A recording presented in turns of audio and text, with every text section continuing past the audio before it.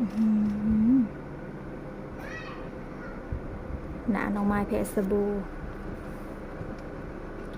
กับทักทายสบายดีเด้อจ้าพี่น้องทักทายสบายดีพี่น้องเซนเก่าเซนเคยมารายงานตัวตอนค่ำจ้าตอนนี้ฝนกำลังจะมาอีกแล้วมืดตื้อๆเลยจ้าพี่น้องบ่ได้มีฮอดคลิปเฮ็ดเพลงให้พี่ให้น้องเบิ่งพี่น้องเอ้ยบ่มีเวลาเพราะว่าน้องไม้เสือผาร้ายจ้ะพี่น้องตอนนี้พอดีว่าไก่สิเปิดเทอมวันที่28นี่เขาเจ้าก็เริ่มเปิดแล้วพี่น้องก็เริ่มมีผ้าสิ้นนักเรียนแล้วก็เสือผ้าทั่วไปดีแล้วพี่น้องอันนี้ก็สิเป็นเสือคอเจ็กที่เขาจะเจียวไปย้อมน้ำคามจ้ะพี่น้องย้อมน้ำคามสดๆเลยเขาจะก็มาเย็บก่อนตอนนี้น้องมาก็เลยเร่งมือบ่ได้ค่อยมีเวลาพี่น้องก็เลยบ่ได้ลงคลิปลงไลฟ์คลิปให้พี่น้องเบิ่งบ่มีคลิปไลฟ์ให้พี่ให้น้องเบิ่งยิบเครื่องพี่น้องเอ้ยบ่ได้ไปทางเด้อยิบเครื่องยิบเสื้อยิบผ้าพี่น้องเอ้ยจังได๋ก็สิฮอดบุญห่อข้าวอีกก็เครื่องก็มีเข้ามาหลายพี่น้องเอ้ยเครื่องตั้งแต่ยามแลงพวกก็ยังเพราะว่ามาตลอดบ่ได้ขาดมือดอกพี่น้องพอได้ซื้ออันข้าวต้มขนมให้น้องพรเก็บเล็กเก็บน้อยพี่น้องเอ้ยมื้อ10มื้อ20ก็เอาพอให้น้องพรขอซื้อขนมพอได้ค่าขนมลูกชายเดียวพี่น้องเอ้ยทั้งกกทั้งหลายอยู่นำกันขอเงินเก่งขอตลอดวันเลยกินเก่งพี่น้องเอ้ยตอนนี้ก็มีงานเย็บเข้ามาเรื่อยๆพี่น้องทยอยเข้ามาเรื่อยๆแต่ว่าพอบ่ขาดมือนะพี่น้องป้าหนาน้องไม้แพะสบู่พี่น้องพอดีว่าสบู่ที่น้องไม้เคยใส่มันเบิดไปหาซื้อผัดบ่มีพี่น้องเอ้ยน้องไม้เลยไปได้สบู่หมอยันฮีเด้พี่น้องมาลองใส่เบิ่งว่าเบิ่งเด้หน้าน้องไม้พังเบิดหน้าน้องไม้บ่เคยเป็นสิวแต่ว่าตอนนี้น้ำค้างน้องไม้น่ะเต็มพี่น้องทางนี้ก็มีตุ่มใหญ่ๆนี่ใส่เบิ่งไกลๆนี่เบิ่งได้พี่น้อง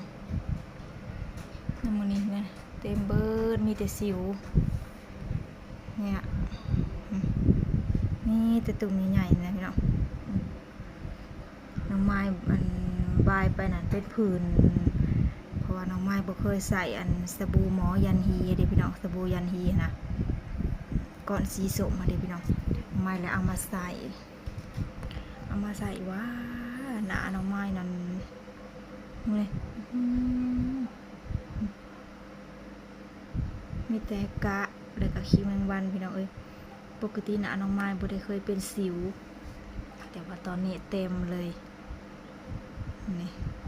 ใบบางใดมีแต่ตุ่มสิวมันสิเป็นขึ้นมาแบบสิวใหญ่ๆพี่น้องเอ้ยเป็นแม่นสิว่าตุ่มน้อยได้ตุ่มบ่ใหญ่นี่น่ะดูน่ะตุ่มบักใหญ่เลยได้พี่น้องนี่น้ำมันนี่เต็มเบิดหนาเป็นสิวพี่น้องรักษาหนาก่อนพี่น้องเอ้ยบ่ไปตากแดดตากลมงดเที่ยวซะก่อนเผื่อสีหนาสิขึ้นนะบ่ได้ง่ายได้พี่น้องคันมันได้เป็นเลยมันเศร้ามันก็เป็นแปวงดเล่นงดเที่ยวพี่น้องเอ้ยบ่ได้ไปเที่ยวน้ำผู้ใดแหละบ้านนี้ตากแดดตากลมไรกะแพ้ลงมาแห้งหมักแพ้อากาศพี่น้อง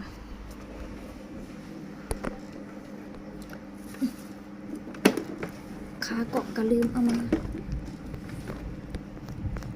สาธุคือสิบ่มีดอกเพลงในม่วนอยู่เด้อพี่น้องน้องไม้มักฟังพ่อแม่ท่านบอก ริศนาอยู่ใกล้ๆกันยังเห็นหมดเลยพี่น้องความหนาเป็นกะน้องไม้น้องไม้ใส่สามมื้อน้องไม้ใส่2-3 มื้อพี่น้องใส่2-3 มื้อสิวขึ้นเต็มหนาเป็นผื่นทิ่มทันทีสบู่กับพี่น้องเอ้ยเพราะว่าแต่เก่าสบู่มาเคยใส่แต่เก่ามันเบิดไปหาซื้ออยู่แถวเฮามันบ่มีพี่น้องเอ้ยน้องมาก็เลยใส่ลองใส่ยันฮีลองเบิ่งบ่ถึกหนาพี่น้องเป็นตุ่มเป็นกะช่างมันลายมือแบบชิเศร้านะพี่น้องนักเศร้าฮ้อนเอาตอนนี้นะพี่น้องเอาฝนจะยินแต่เสียงฝ่าห้องก็เลยบึ้มบะแต่ว่าบ้านน้องไม้บริตกมาตกผุบแนมไปทางฝั่งไทยพี่น้องเอ้ยมาลึกบึ้มบะเลยเสียงฝ่าแตก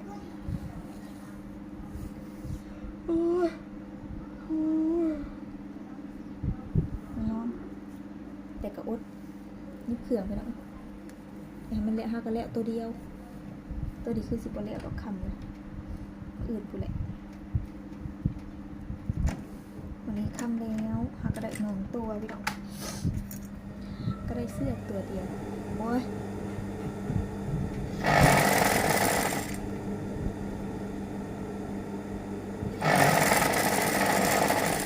เสียงจากกระดังพี่น้องอาจจะดังรบกวนเด้อเขาจากหลายปีแล้ว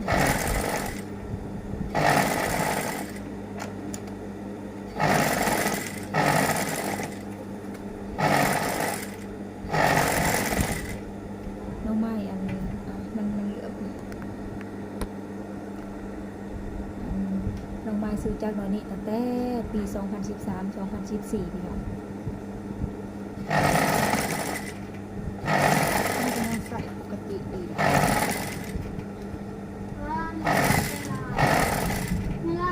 ฮะยัง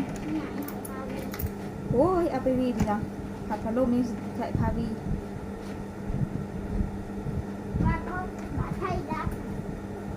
โอ้ยไพ่ดับกับปัดเจาะทีวี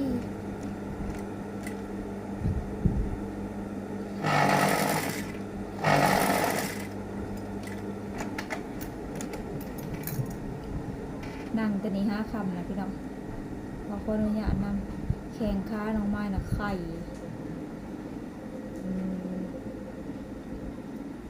ล้างตีนกระทือเกิบก็จนขาดพี่น้องเลยขาบวมแข่งขาบวมน้องไม้นะนั่งเพื่อคำเพื่อยาพี่น้องก็เลิกไข่ได้ข้ามมือวะ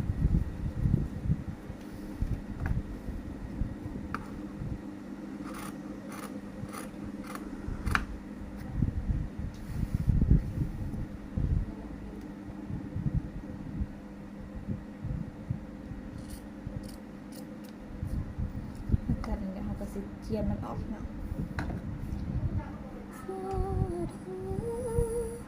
นี่คือความหมายซ่อน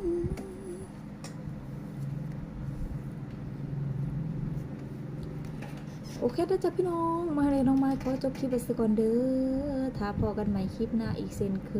ยสำหรับคลิปนี้ก็ฝากกดไลค์กดแชร์กดติดตามช่องน้องไม้ด้วยนะจ๊ะพี่น้องฝั่งไทยและก็ฝั่งลาวเฮานำเด้อบ่ว่าพี่น้องจะอยู่ไสก็ฝากกดติดตามนำในเด้อจ้า